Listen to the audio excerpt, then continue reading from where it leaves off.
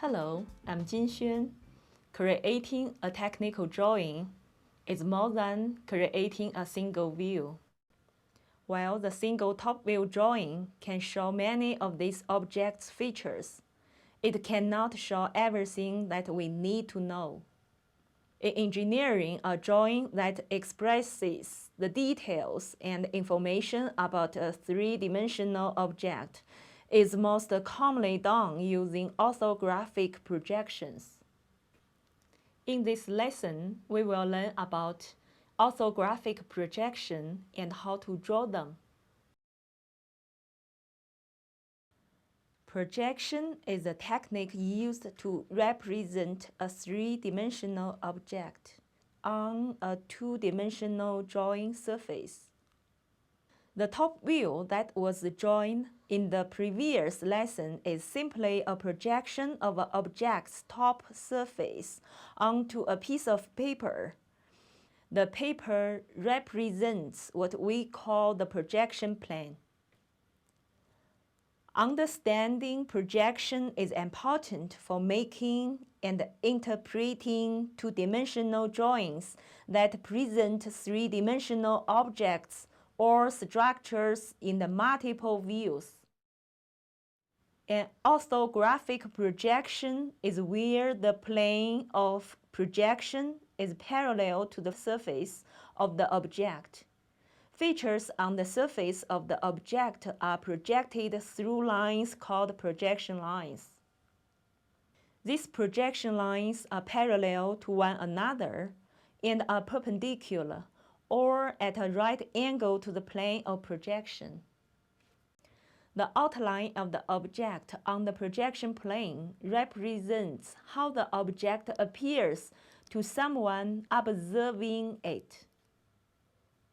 There are 6 principal perpendicular directions from which any object can be viewed. For example, the top view that we have already drawn represents one of these principal views. The 5 other views of our object are the front view, the left view, the right view, the bottom view, and the rear view. The top view is also called a plan view, which is a very common term used with architecture and civil engineering drawings. The term elevation is also commonly used for architectural and civil engineering drawings for any view that shows the height or vertical dimension of a building or engineering structure. Understanding how the 6 orthographic views are projected and arranged on paper can be done by thinking about our object as being inside of a box. Each of the 6 sides of the box represent the 6 planes of projection onto which the 6 principal views are drawn. As we look around the box, we can see how these projections would appear from the outside. The outlines of the object and its features are simply projected outward and perpendicular to the projection planes. This projection system is the one used in the United States and is called third angle projection. By unfolding the box in front of the object, we can then see how the third angle projection produces the 6 principal views of an orthographic projection on the outside of the box. Another projection system that is used most elsewhere in the world is called first angle projection. In first angle projection, the outlines of the object and its features are projected through the object and perpendicular to the projection plane on the other side.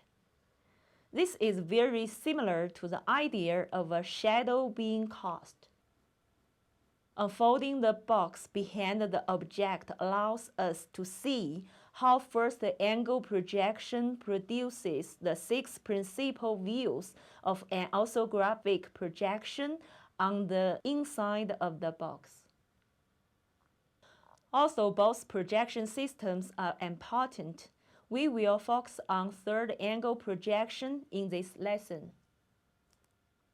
The unfolded box showing the 6 principal views from the third-angle orthographic projections also presents how the different views are arranged when drawing on paper and how they relate to one another. This is important for making sure that the geometry of each view is accurately drawn. Each object has 3 principal dimensions that are shared between the views. These are the width, the depth, and the height. In orthographic projection, these dimensions must be scaled the same in any view that they are presented.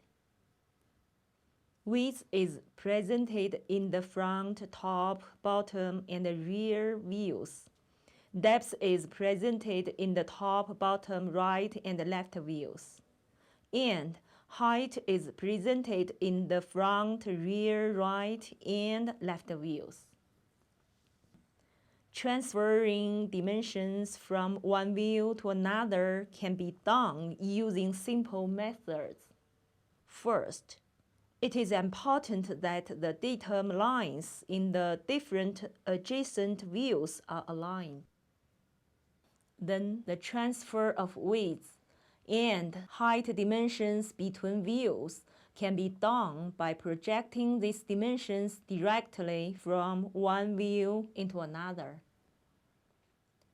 Transferring a depth dimension cannot be done directly because, as we have unfolded our box, we do not have any views presenting depths that are adjacent to one another. One method for transferring a depth dimension is by measurement. When transferring the depth by measurement, the datum line in each view is considered as the edge of a common plane, and the depth is simply measured from this common datum. A second method for transferring the depth dimension is by projection through an auxiliary line. This auxiliary line is drawn at 45 degrees from the 2 views you are projecting between, and positioned to pass through the perpendicular intersection of the common datum lines extended from each view. A depth dimension is then transferred from one view with one projection line that is drawn parallel to its datum line until it intersects the auxiliary line. A second projection line is then drawn from the auxiliary line perpendicular to the first projection line and into the second view. This projection line is parallel to the second view's datum line and will be located at the proper depth. When drawing orthographic projection views, we also need to be able to locate the same point in different views.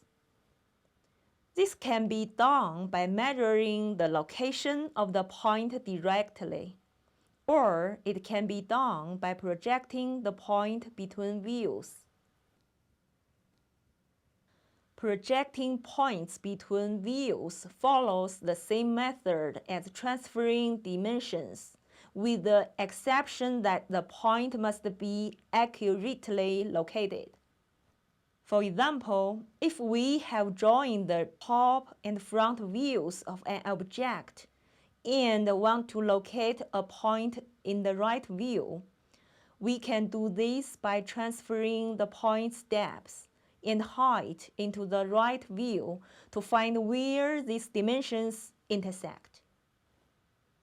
The height dimension is transferred by direct projection from the front view into the right view. And the depth dimension is transferred by projecting from the top view into the right view through the auxiliary line. The point is now located at the intersection of these two transferred dimensions. A line is also projected from one view into another by projecting its two endpoints. Each orthographic projection represents one side of the 6 principal view directions, and only certain object features will be visible in any given view. When a view is drawn, the difference between visible features and hidden features must be clear. The outlines of visible features are drawn with thick, dark lines. The outlines of hidden features are drawn with dashed lines. When a hidden feature outline is directly behind a visible feature's outline, it is not drawn.